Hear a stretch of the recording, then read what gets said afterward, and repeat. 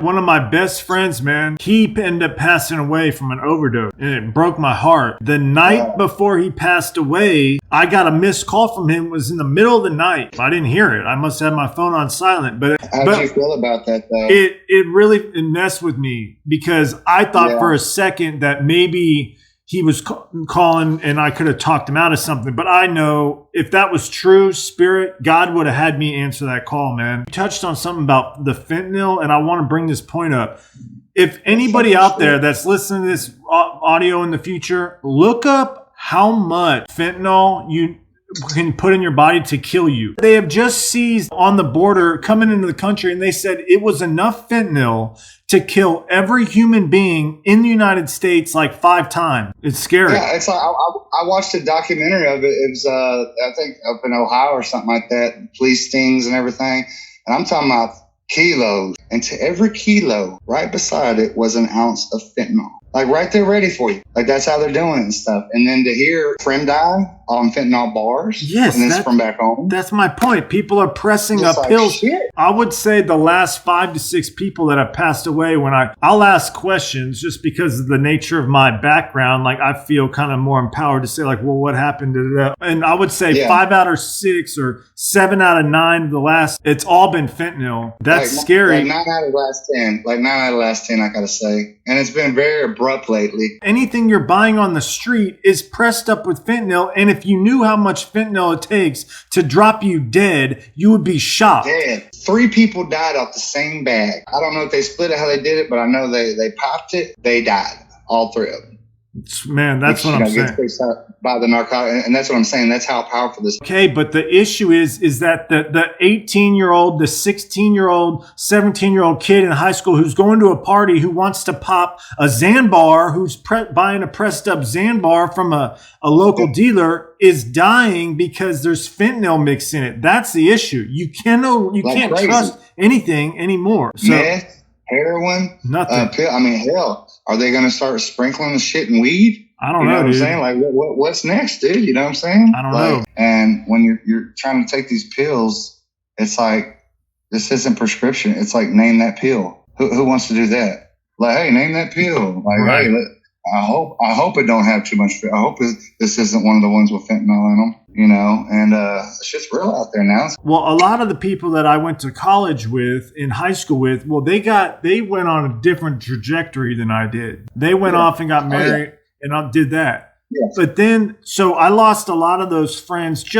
I'm not saying like if we didn't meet each other or see each other again, we wouldn't be friendly and cordial. It's just, we went different paths. We had different pathways in life. Yeah. So I really ended up in the drug culture and with the people who were getting in trouble all the time and sitting here realizing, man, I really don't have that many fucking friends, man, anymore. Because a lot of them passed away and the other ones ran off and have family and kids and they got their own shit going on. When I was running that sober home, you could only get so close to someone when you're in that leadership position because I had to terminate a bunch of people for failing UAs and doing shit at the house where if we became good friends and then all of a sudden I would have to terminate them and kick them out of the house. You know what I'm saying? That's tough to do when you have a close friend there, right? Yeah. So I always tried to stay like in that professional leadership role where I'm your friend, but I'm not your parent, and we can't be too buddy, even though I like you, because I might have to protect the group. Well, when you do that for 5 or 6 years, you all of a sudden, you lose when you're in recovery, your friend group changes, everything changes about your life. You might be kind of lonely for a while. Do you have anything about that? Yeah. So my thing when I got out was, because I straight up isolated, really. I caught up on the Netflix and all that good shit and stuff like that kind of just kept in because, I had went to cookout and shit one time, I remember, and I was like, oh, this ain't bad. Everybody Ubered that was doing shit and stuff and all that or whatever. Nothing crazy going. They were just, drinking some Bud Lights out there and stuff. But then I started, I had went over, I think it was like the next graduation after mine, I went over to the apartments that was in mine to see what they're doing. They're all fucking snorting, fucking meth and smoking with just all this shit. And I'm just like, I get out and it's like, fuck, dude, can I have any friends? Because these are monsters. These aren't the people I know. you know. But honestly, I want to touch on what you said about like the friend, you like this, what we're doing and stuff like that. We need to do this more. They need to do this with more other people and stuff like that. Yeah. Because you need to have friends and stuff, and staying plugged in is the big thing. And that's what I was trying to tell them at the program. I was like, and we stay connected, but we stay connected with the right people, you know. And we didn't, you know, we would have somebody, if they've seen us hanging out with somebody, then Kyle would come tell me, "Hey, Jeremy, you know, why are you, you know, dude, you're playing with fire. I'm just trying to warn you, brother. You know, you're playing with fire or whatever." And then, but yeah, that kept me away from a long time of even like wanting to fucking talk to people and stuff like that. The whole networking now, especially got with social media, it's like that. I told them, I was like, man, get on Centigraph. That, you know, they're typing up your stuff or whatever. They're going to put that program recovery and all that stuff. I was like, look, options. And the beautiful thing that I said, I was like, look, my thing is not IOP.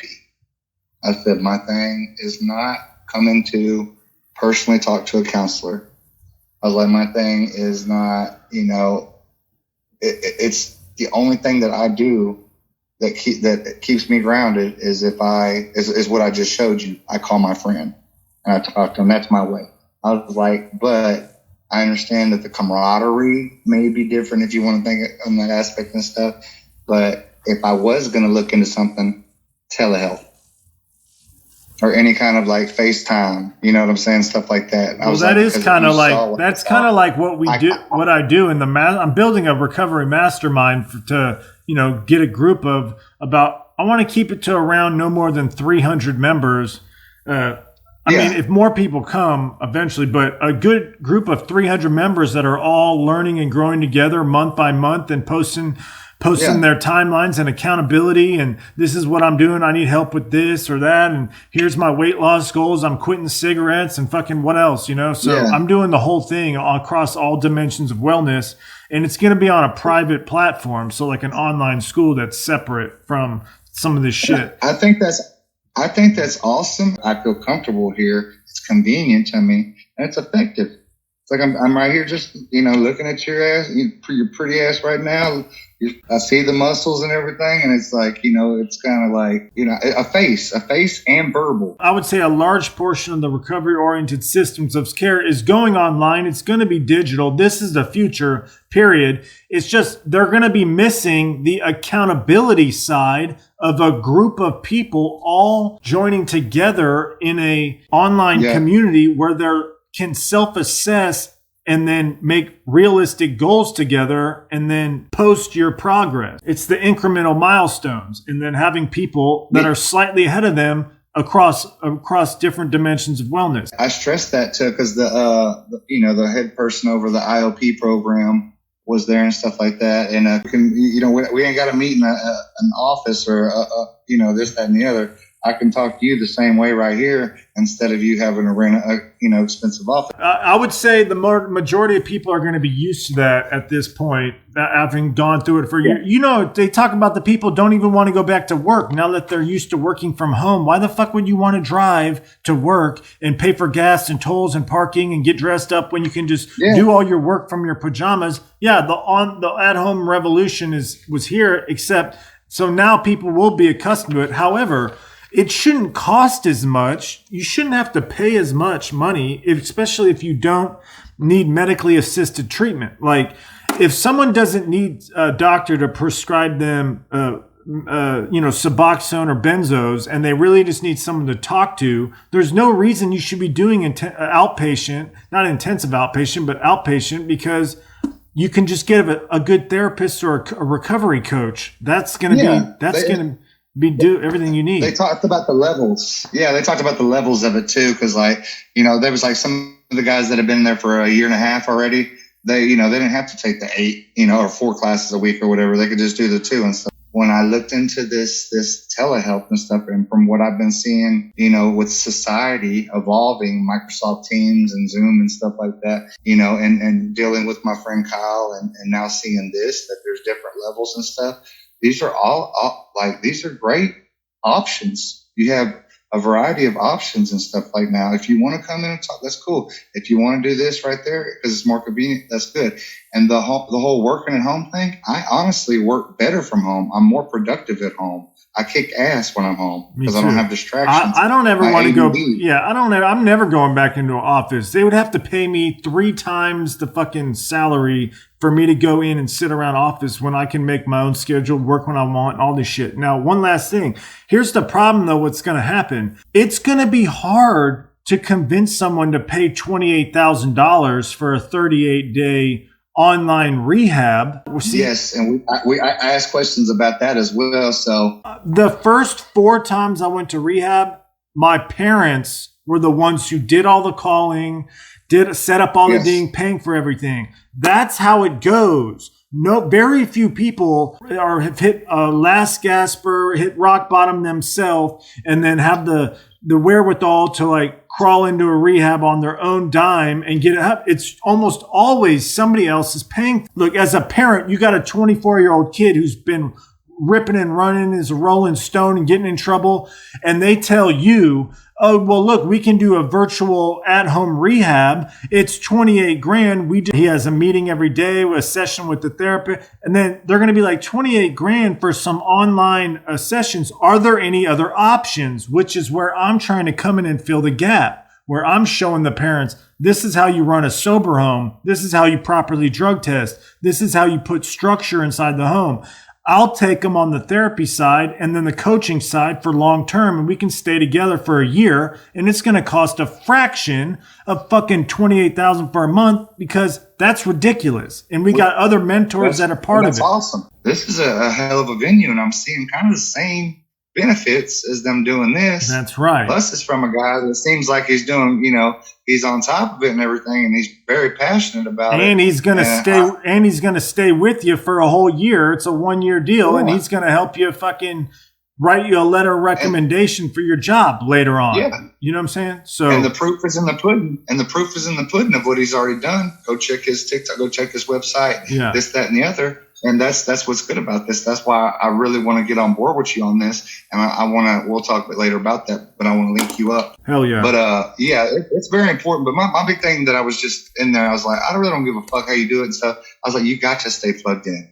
You got to talk to somebody, you got, even if you come here and you're sober living and all these guys, I know they've been with each other and you probably feel like the oddball out, cause you haven't or whatever. But I was like, grow a bond with them. And if nothing else, try the telehealth. Like try something, but you have to, because once you get out, you're so vulnerable. Oh yeah, I can have this one, oh, I can go around this person.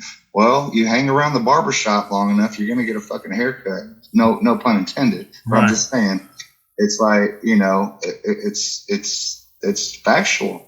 If I go around somewhere 10 days in a row and I keep seeing the same shit, I'm probably going to end up rationalizing and justifying, I can, do this stuff. And to build to that point to where I got now, to where it's like, oh, you see it? All right. Well, I'll holler at y'all, man. Oh, you pussy bitch. Okay, whatever. Sticks and stones. It's cool. Just keep going. I'm not going to be a part of that because that takes a while. Yeah. I mean, how many relapses have you went through? How many relapses you said? How many rehabs? Yeah, I've been to 5 rehabs. And then you went to you stayed the longest in history in Reentry, and then you went to the graduate house. And I never understood that. I was like, I know Kyle and I was, business oriented and stuff like that. But now that I look back at it, you needed to stay plugged in because for so long, so many times that you just kept coming out and stuff like that. Because I remember hearing like Kyle staying in Reentry because he's got a fear of getting out. He might have. It was kind of like that. I didn't know where I wanted to live. I wasn't sure where I was going to work and all this other shit. I got hired at Centacor at the very last minute. Then the graduate house was kind of over by where the Centacor corporate office was. So it kind of just made sense. And then that's how that happened. Look, I got a conference call in 2 minutes, man.